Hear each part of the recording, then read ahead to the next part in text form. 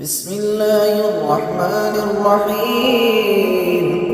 عما يتساءلون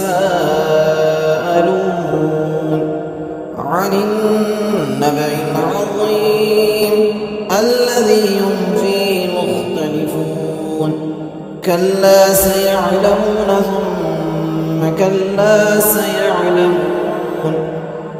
ألم نجعل الأرض مهادا والجبال أوتادا وخلقناكم أزواجا وجعلنا نومكم سباتا وجعلنا الليل لباسا وجعلنا النهار معاشا وبنينا فوقكم سبعا شدادا وجعلنا سراجا وهاجا وأنزلنا من المعصرات ماء ثجاجا لنخرج به حبا ونباتا وجنات ألفافا. إن يوم الفصل كان ميقاتا يوم ينفخ في الصور فتأتون أفواجا وفتحت السماء فكانت أبوابا وسيرت الجبال فكانت سرابا.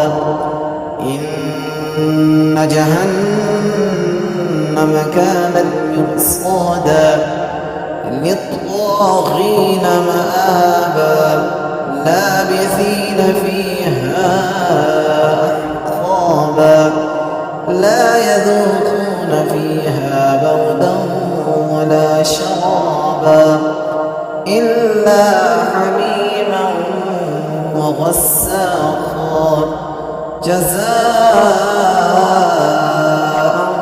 وفاقا. إنهم كانوا لا يرجون حسابا وكذبوا بآياتنا كذابا وكل شيء أحصيناه كتابا فذوقوا فلن نزيدكم إلا عذابا. إن للمتقين مفازا حدائق وأعنابا وكواعب أترابا وكأسا دهاقا لا يسمعون فيها لغوا ولا كذابا جزاء من ربك عطاء حسابا. رب السماوات والأرض وما بينهما الرحمن لا يملكون منه خطابا. يوم يقوم الروح والملائكة صفا لا يتكلمون إلا من أذن له الرحمن وقال صوابا. ذلك اليوم الحق فمن شاء اتخذ إلى ربه مآبا. إنا أنذرناكم عذابا قريبا يوم ينظر المرء ما قدمت